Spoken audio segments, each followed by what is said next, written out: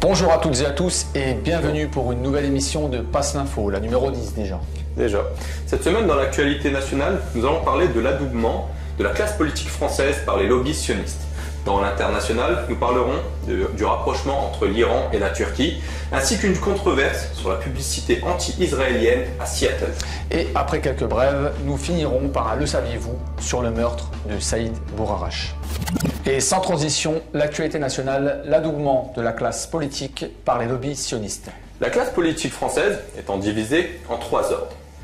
La droite, le centre et la gauche. Chacun de ces ordres, en cette fin d'année, ont montré son intérêt au profit du sionisme par différentes cérémonies d'adoubement. Commençons par Madame Alliot-Marie, qui a tenu un discours devant le Congrès juif européen le 15 décembre 2010.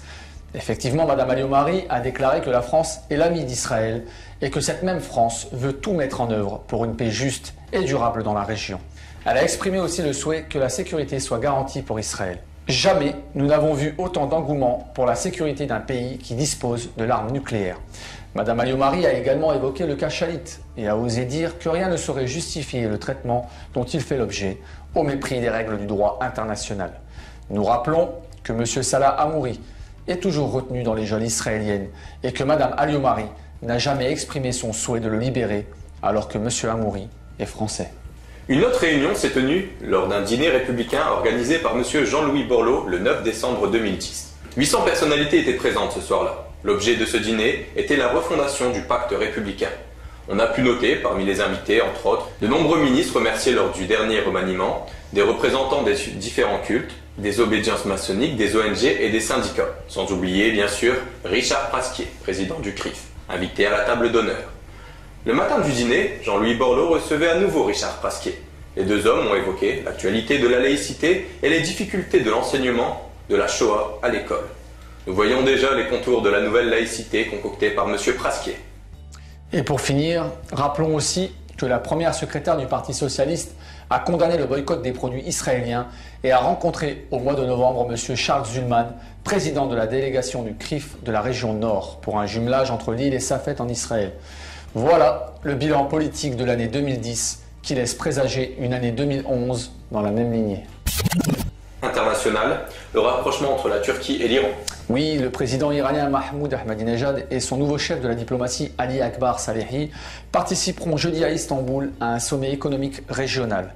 Cette visite intervient alors que la Turquie, qui joue l'intermédiaire entre Téhéran et l'Occident dans son bras de fer sur le nucléaire, doit accueillir fin janvier les discussions entre l'Iran et le groupe 5+1 après la reprise des négociations nucléaires à Genève début décembre. Longtemps considérée comme l'allié stratégique et même militaire d'Israël dans la région, la Turquie s'est rapprochée des pays arabes et de l'Iran en particulier après l'offensive israélienne contre la bande de Gaza en décembre 2008, puis l'attaque de la marine israélienne contre une flottille d'aide humanitaire destinée à Gaza au cours duquel 9 Turcs sont morts. Le rapprochement de la Turquie et de l'Iran, qui compte à eux deux plus de 150 millions d'habitants, s'est également accompagné d'un renforcement des relations économiques et commerciales qui ont atteint 10 milliards de dollars selon les chiffres officiels, avec pour objectif commun de les faire passer à 30 milliards entre 2013 et 2015. L'Iran a également signé en juillet un contrat d'1 milliard d'euros avec une compagnie turque pour la construction d'un gazoduc de 660 km qui permettra d'exporter chaque jour 60 millions de mètres cubes de gaz d'ici 3 ans vers la Turquie et l'Europe. Enfin, geste particulièrement significatif, M. Erdogan a participé jeudi à Istanbul aux cérémonies d'Ashura qui commémorent le martyre du petit-fils du prophète, et ceci en présence d'un proche conseiller du guide suprême de la révolution iranienne, l'ayatollah Ali Khamenei. Et on enchaîne avec une controverse sur une publicité anti-israélienne à Seattle. Une publicité anti-israélienne qui doit être accrochée à partir de la semaine prochaine sur les bus de Seattle aux États-Unis suscite la polémique. Mais les autorités ont averti qu'elles n'avaient pas les moyens d'interdire la diffusion du message. Le militant pro-palestinien Ed Mast a prévu de couvrir 12 autobus du réseau de transport de la ville avec le message « Crime de guerre d'Israël, voilà où vont vos impôts ». Monsieur Mast explique qu'il entend protester contre la promesse des États-Unis de verser 30 milliards de dollars d'aide militaire à Israël sur la prochaine décennie. Monsieur Mast a aussi prévu de faire coïncider le lancement de sa campagne publicitaire avec l'anniversaire du début de l'attaque israélienne à Gaza le 27 décembre 2008. Le conflit avait fait 1400 morts côté palestinien et 13 côté israélien. Alors quelques brèves, El Mana risque la censure en Australie? Oui, le 10 décembre 2010, l'autorité australienne des communications et des médias a rendu sa décision sur une éventuelle interdiction de la chaîne libanaise Al-Manar, qui fait l'objet d'attaques depuis plusieurs années. Sylvan Shalom, l'ancien ministre israélien des Affaires étrangères, avait déclaré que le ministre israélien des Affaires étrangères a l'intention de travailler activement jusqu'à l'interdiction de la chaîne libanaise dans le monde entier, en Australie. El-Manar est de nouveau diffusé. À rappeler que El-Manar a déserté nos chaînes satellites sous pression des autorités françaises. Et en parlant de désertion, parlons des élus déserteurs. Alors aux États-Unis, la ville de Détroit, ancien fleuron de l'industrie américaine, est frappée de plein fouet par la crise financière. Elle est devenue une ville fantôme. Le maire de Détroit envisage de stopper le ramassage des poubelles, de stopper les patrouilles de police, de ne plus allumer les lampadaires et de ne plus réparer les routes. Tout cela dans 20% de la ville, la livrant ainsi au chaos, à la mort en quelque sorte. Comme ce condamné tué comme un chien aux États-Unis. Malheureusement, aux États-Unis, dans l'État d'Oklahoma, un condamné à mort a été exécuté par injection du même produit qui sert à euthanasier les chiens. L'AFP rapporte que les États-Unis n'ont plus de thiopental, un anesthésiant validé par la Cour suprême en raison d'une rupture de stock. Les condamnés n'ont même pas le droit à un sursis en attendant les nouveaux produits. Autre acte de barbarie, un trafic d'organes au Kosovo. Selon Associated Press, Jonathan Rattel, qui sert au Kosovo dans le cadre de la mission d'État de droit de l'Union européenne, a annoncé que les 7 Kosovars soupçonnés de travailler comme médecins d'une clinique appelée Medicus dans la capitale Pristina appartiennent à un réseau international qui fait commerce d'organes de gens affligés de pauvreté extrême. Venant de Moldavie, du Kazakhstan, de Russie et de Turquie, les donneurs étaient attirés par la fausse promesse d'une rétribution de pas moins de 20 000 $. Seulement, ils n'ont jamais eu cet argent.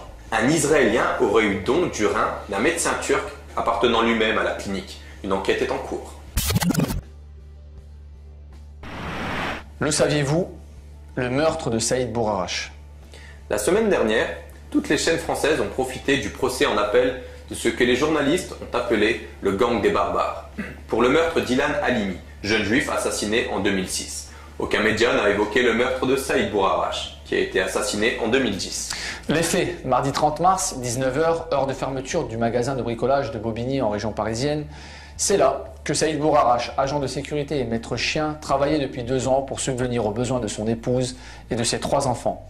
Un couple se présente vers 19h10 à l'entrée du magasin pour acheter quelques bricoles. Le vigile leur refuse naturellement l'accès.